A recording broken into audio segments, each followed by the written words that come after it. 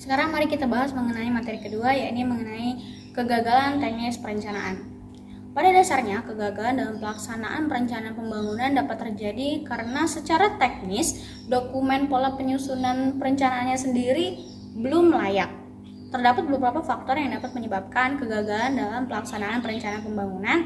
Namun di sini saya akan membahas salah satu faktor yang menyebabkan kegagalan perencanaan pembangunan, yakni faktor dualisme pola penyusunan dan penetapan rencana. Lantas apa dampak negatif dari adanya dualisme dalam pola penyusunan dan penetapan rencana itu sendiri? Dampak negatifnya adalah akan terjadi kebingungan dalam penyusunan dokumen perencanaan pembangunan masing-masing daerah. Jika terjadi kebingungan, maka hal ini akan menyebabkan perbedaan dalam perencanaan dalam dokumen perencanaan pembangunan masing-masing daerah. Jika terjadi perbedaan, maka hal ini akan menyebabkan keterpaduan, sinergitas, dan efisiensi perencanaan pembangunan dengan perencanaan pembangunan daerah dengan perencanaan pembangunan nasional sulit untuk diwujudkan. Di sini terdapat dua wujud dari dualisme yang terjadi di Indonesia dalam penyusunan dokumen perencanaan pembangunan. Yang pertama adalah dualisme dalam penyusunan dokumen perencanaan. Yang kedua, dualisme dalam mengenai ketetapan dokumen perencanaan pembangunan itu sendiri. Yang pertama, saya akan membahas tentang dualisme pedoman yang ada di Indonesia. Yang pertama itu ada pedoman penyusunan perencanaan pembangunan di tingkat daerah. Dualisme ini khususnya terjadi pada dokumen perencanaan di tingkat daerah ya, pada dokumen RPJMD. Di sini ada dua pedoman yang dikeluarkan oleh pemerintah. Yang pertama, dokumen dikeluarkan oleh Bappenas. Yang kedua adalah pedoman yang dikeluarkan oleh Mendagri. Pedoman yang dikeluarkan oleh Bappenas di sini menyatakan bahwa penyusunan dokumen RPJMD atau rencana pembangunan menengah jangka pendek daerah ini harus berpedoman pada RPJMN atau rencana pembangunan nasional,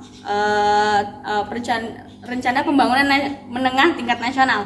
Sedangkan pedoman perencanaan pembangunan yang dikeluarkan oleh Mendagri itu berdasarkan pada pada peraturan Menteri Dalam Negeri nomor 54 tahun 2010 yang berpayung hukum pada peraturan pemerintah nomor 8 tahun 2000 nomor 54 tahun 2008. Nah, kemudian dualisme yang kedua yakni berkaitan dengan ketentuan dalam penetapan dokumen rencana. Di sini ada dua pedomannya. Yang pertama ada Undang-Undang nomor 25 tahun 2004 tentang Sistem Perencanaan Pembangunan Nasional dan Undang-Undang nomor 32 tahun 2004 mengenai peraturan daerah. Jadi untuk undang-undang yang pertama ini menyatakan bahwa penyusunan dokumen RPJMD hanya perlu berpedoman dari peraturan dari kepala daerah setempat. Jadi merupakan penjabaran dari visi misi dari kepala daerah. Sedangkan undang-undang yang kedua ini menyatakan bahwa penyusunan dokumen RPJMD harus berpedoman pada peraturan daerah, yang artinya harus melalui pembahasan dalam DPRD setempat itu dulu. Nah, dari sini dapat kita lihat bahwa terdapat dua pedoman, baik dari pedoman dari Bappenas maupun Mendagri, dan dua perbedaan dalam ketentuan perencanaan dokumen pembangunan. Dualisme inilah yang akan menyebabkan terjadinya kegagalan dalam pelaksanaan perencanaan pembangunan.